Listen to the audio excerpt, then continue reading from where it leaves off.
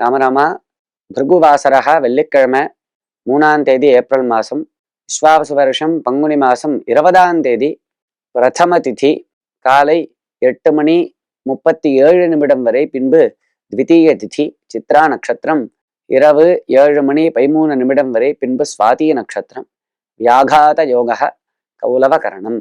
ராகுகாலம் கார்த்தால 10:30 மணியிலிருந்து 12 மணி வரை, யமகண்டம் மத்தியானம் 3 மணியிலிருந்து 4:30 மணி வரை.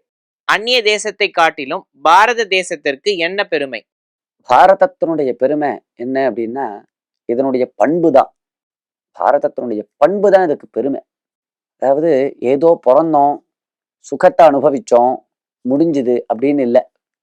எதுக்காக பிறந்தோம், நாம் என்ன பண்ணணும், எதை நோக்கி போகணும், எங்கிருந்து வந்தோம், எதனால இப்படி பிறந்திருக்கோம், மற்றவா நம்ம மாதிரி ஏன் இல்லை, நாம் அவர்களோட ஏன் விலட்சணமா இருக்கோம், வேறு விதமாக இருக்கோம். இந்த மாதிரி பல கேள்விகள் இருக்கு இல்லையா ஒரு மனுஷனுக்கு. ஏன் ஒரு நாய்க்கும் மனுஷனுக்கும் என்ன வித்தியாசம், நாயா நாம ஏன் பிறக்கல, நாய் ஏன் மனுஷனை விட வித்தியாசமா இருக்கு. இந்த மாதிரி ஒவ்வொரு ஜந்துக்களுக்கும் ஒவ்வொரு பிராணிகளுக்கும் இது என்ன இப்பதான் புதுசா வந்துதா இந்த உலகம், இல்ல முன்னாடில இருந்து இருக்கா, எப்ப வரைக்கும் இருக்க போறது, எது உண்மை எது பொய், எதை நாம் எப்படி புரிஞ்சுக்கணும், இப்படி பல விதமான கேள்விகள் இருக்கு இல்லையா. அத்தனை கேள்விக்கும் பதிலை எப்படி தெரிஞ்சுக்கணும் அப்படின்னா, அத சொல்லிவிட்டா, ஏதத் தேச பிரசூதஸ்ய சகாஷாத் அக்ரஜன்மனः ஸ்வம் ஸ்வம் சரித்திரம் சிக்ஷேரன் பிருத்திவியாம் சர்வமானவஹா அப்படின்னு மனு தன்னுடைய ஸ்மிருதியில கொண்டு போய் சொல்லிவிட்ட. பாரத தேசம் இருக்கே, இது பண்புக்கே உரியதான தேசம்பா. இதுல அவ்வளவு அறிவு கொட்டி கிடக்கு, கல்வி கொட்டி கிடக்கு. இந்த பாரதத்தினுடைய கல்வி இருக்கே, கல்வி செல்வம் இந்த மாதிரி எங்கேயுமே கிடையாது. அவ்வளவு அறிவு அவ்வளவு இருக்கு. அதனாலதான் இந்த நாலந்தா யூனிவர்சிட்டின்னு ஒரு யூனிவர்சிட்டி இருந்தது, நீங்கெல்லாம் கேள்விப்பட்டிருப்பேன். அத எத்தனையோ முறை வந்து அழிச்சானாம்.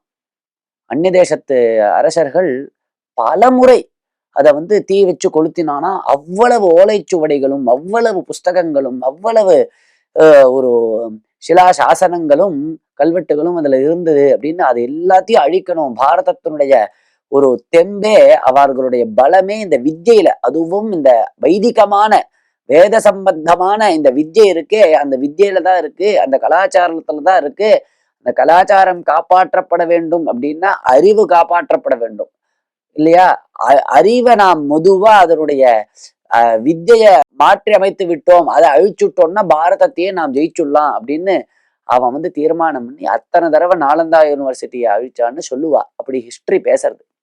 அப்படி நமது பாரதத்தினுடைய பெருமையே இதனுடைய அறிவு, இதனுடைய பண்பு, இதனுடைய ஒழுக்கம்.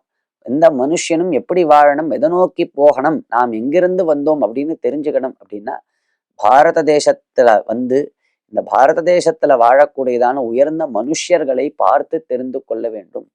பாரதத்தினுடைய வேதங்களையும் சாஸ்திரங்களையும் புராணங்களையும் மகான்களுடைய சரித்திரத்தையும் இதெல்லாம் பார்த்து தெரிஞ்சுக்கணும் அப்படின்னு சாஸ்திரம் மனுஸ்மிருதி சொல்றது. இப்படிதான் தெரிஞ்சுட்டுதான் எத்தனையோ அந்நிய தேசத்து விஞ்ஞானிகள்லாம் இங்க அறிவை பெற்று தங்களுடைய வாழ்க்கையை சீரமைத்து கொண்டு நல்ல கதியை அடைஞ்சிருக்கா. இதுதான் பாரதத்தினுடைய பெருமை. ராமராம்.